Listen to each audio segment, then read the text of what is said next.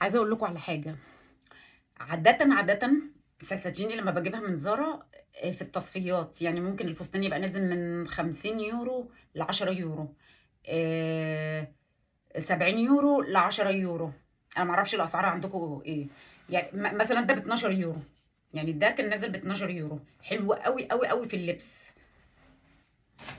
وده تقريبا كان 10 برضو يورو، برضو حلو قوي قوي قوي في اللبس ده. ده برضو 10 يايا، كان 10 انا فاكره كان 10. يجنن. بس في حاجات بقى في زارا ما ينفعش تستنيها في التخفيضات خالص. اول ما تشوفها كده تخطفيها تخطفيها، لان هي مش هتستنى، مش هتقعد، مش هتستنى التصفيات. وخصوصا الحاجات اللي هي في دخلة الربيع، دخلة الربيع كده والصيف. دي لو عجباكي حاجه ما تستنيش، زي ده كده، زي الطقم ده كده مثلا. بصوا، الطقم ده انا جبته امبارح. ده صيفي طبعا، انا بجهز للصيف دلوقتي. بس استنى انا هقصه لكم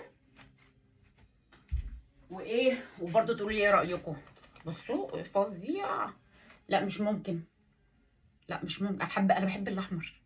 اللي عارفني ومتابعني من ايام اسبانيا او من الصيف اللي فات عارف ان انا بحب حاجتين، بحب اسبانيا وبحب الاحمر. تحبك يا احمر. استنى هقصه لكم وجايه عشان تقولوا لي ايه رايكم فيه. ايه رايكم؟ ايه رايكم مع لون الطقم؟ انا بحب الاحمر قوي. اللي عارفني من زمان ومتابعني من زمان عارف ان انا بحب حاجتين، بحب اسبانيا وبحب الاحمر. بس ما كانش يستنى ده. ايه رايكم في الطقم؟ لا واللون الابيض حلو وعجبني جميل. عارف بيرجعك لزمان، لزمان بقى ايام الدنيا ما كانت مزهزهه لسه كده. بصوا، ما يقعدش ده، ما كانش ينفع يقعد. بس بصوا برضو عندي مشكله انا. من عند الوسط هنا برضو واسعه، يعني انا جايبه مقاس اس سمول. مش عارفه اجيب اقل من سمول ايه، برضو واسع هنا، عايزه تتشال تتضيق كده برضو من هنا.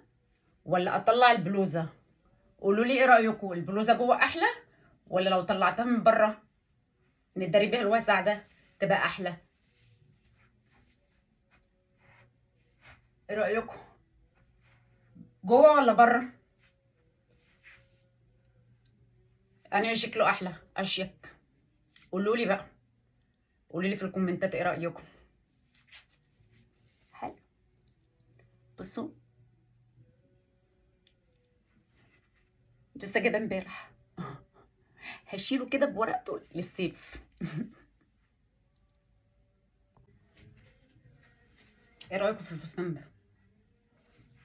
بصوا كان من زارا، جايباه من 3 اسابيع او من شهر. كان من 50 ممكن نزل 20. الاسبوع اللي فات شفته ب 12، ب 12 او ب9 حاجه كده. استعجلت عليه انا. يستاهل، يستاهل ال 20. حلو. باين الموديل.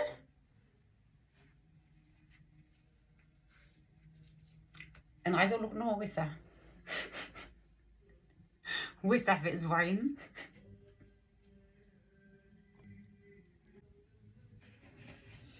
بصوا يا عيال، المحل ده دايما بيبيع الهدوم بتاعته غاليه. يعني اقل فستان تلاقيه عنده 100 يورو، 150 يورو، ده اقل حاجه.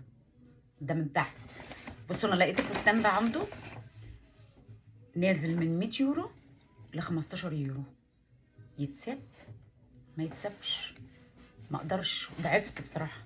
ضعفت قدام اللون وضعفت قدام السعر،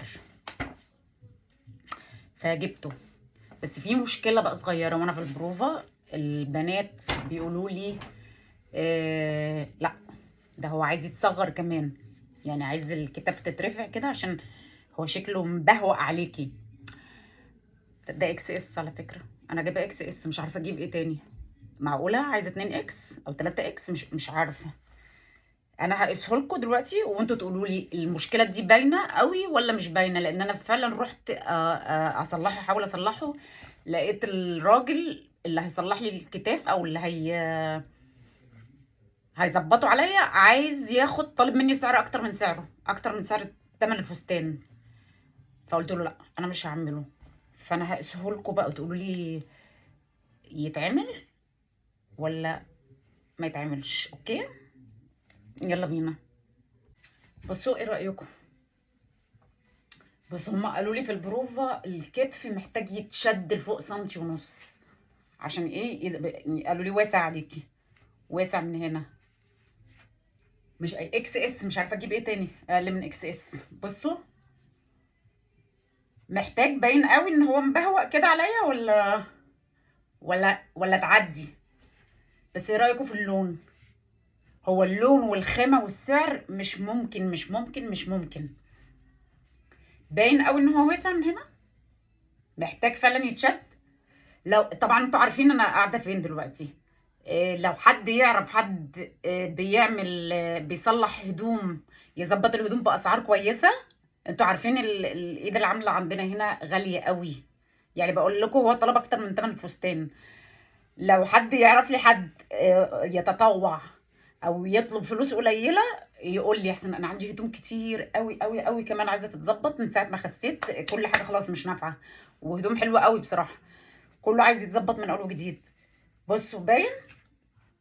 ايه رايكم في الموديل واللون؟ فظيع فظيع فظيع فظيع.